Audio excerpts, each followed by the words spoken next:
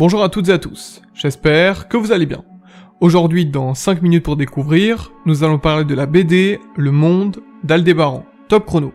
Alors le Monde d'Aldébaran, qu'est-ce que c'est? C'est donc une BD, c'est plutôt science-fiction et planète opéra, qui a été écrit et surtout dessiné par Luiz Eduardo de Oliveira, qui s'appelle tout simplement Léo, et qui est un auteur brésilien.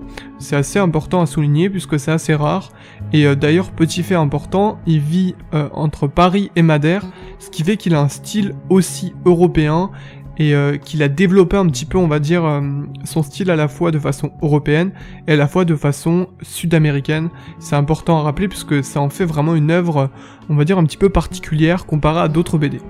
Alors le trait de dessin, d'abord, avant de parler vraiment de tout, c'est vraiment un trait de dessin très clair. Il y a beaucoup il produit énormément de BD finalement, puisque le Monde d'Aldébaran, ça réunit beaucoup de choses. Ça réunit 4 cycles, il appelle ça des cycles, et ces cycles sont constitués de 5 albums, donc ça vous donne un petit peu l'envergure. Il y a Aldébaran, Betelgeuse, Antares et Survivant. Et ces cycles constituent une série d'histoires où on se concentre sur un groupe de personnages, et à chaque fois ils racontent une histoire avec des personnages différents, ils racontent d'autres choses, d'autres points de vue, et c'est ça qui est très intéressant dans son œuvre. Alors donc, comme je disais, le trait de dessin a quelque chose de particulier parce qu'il fait des choses simples pour marquer ses personnages, et à côté de ça, il apporte beaucoup de soins à l'environnement autour, aux couleurs, aux soins apportés à la faune et la flore qui entourent ces planètes exotiques, et c'est ça qui donne beaucoup de charme justement à son œuvre. Alors pour parler un petit peu de l'histoire et puis des personnages, puisque c'est ça qui est intéressant aussi dans les BD, au-delà du dessin qui est important, il y a aussi tout l'aspect scénaristique et ce qui nous fait accrocher finalement sur le long terme. Et ici on est vraiment gâté, hein. Notamment je vais vous faire le pitch de départ, on va dire, pour Aldébaran, pour bien vous expliquer ce qui s'y passe. Alors tout d'abord, on a donc un groupe de personnages, ils vivent dans un village très, très paisible, sur la planète d'Aldébaran 4, et ils se retrouvent à l'extérieur du village pour plusieurs raisons, et à leur retour, le village est entièrement détruit, ce qui fait qu'ils se retrouvent totalement seuls, voués à eux-mêmes, et à la fin, finalement, ils se retrouvent au milieu d'une intrigue qui les dépasse fortement. Ils se demandent ce qui a pu engloutir le village comme ça. Finalement, il s'avère que c'est une bête, on l'apprendra plus tard. C'est pas vraiment une bête, je vous laisse le total suspense. Et ce qui se passe, en fait, c'est que cette enquête va les mener au-delà de ce qu'ils imaginent même, et prendre des envergures planétaires, finalement.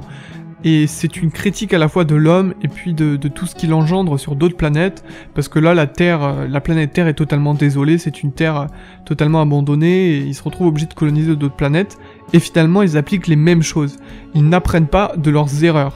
Et ils vont être confrontés à une sorte d'entité qui ne peuvent pas maîtriser, et c'est ça qui est intéressant, c'est que sur Terre, l'homme est confronté à la nature, et là c'est la même chose, il a des limites physiques, il ne peut pas être dominateur dans tous les domaines, et c'est ça qui est très intéressant. Il y a aussi le monde dépeint de la politique, il y a plein d'événements, et il y a quelque chose de très important qui découle de l'œuvre, c'est qu'il fait progresser ces personnages, on les voit grandir, du coup on s'attache à tel ou tel personnage, on découvre des liens entre telle ou telle personne, et ils développent tous une amitié, ou un amour.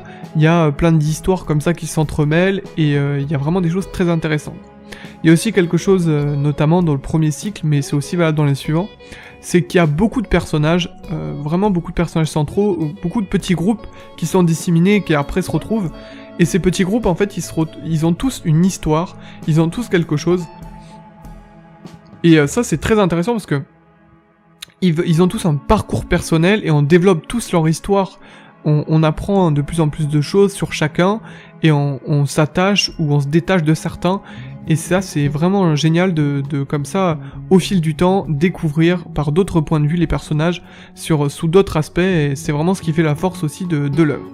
Alors pour terminer, je dirais que c'est vraiment une critique de la société actuelle, hein, puisque c'est assez actuel comme BD finalement, elle raconte des problématiques qui se passent en ce moment même, et elle est très très bien écrite avec un trait de dessin qui franchement n'a rien à envier à certains, et ça transmet de beaux messages, c'est vraiment à découvrir.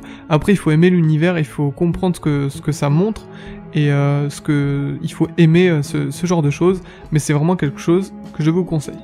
Voilà, c'est à présent terminé. Je vous remercie d'avoir regardé cette vidéo. Si vous avez apprécié, n'hésitez pas à laisser un pouce bleu, vous abonner et partager. Et moi je vous dis à la prochaine.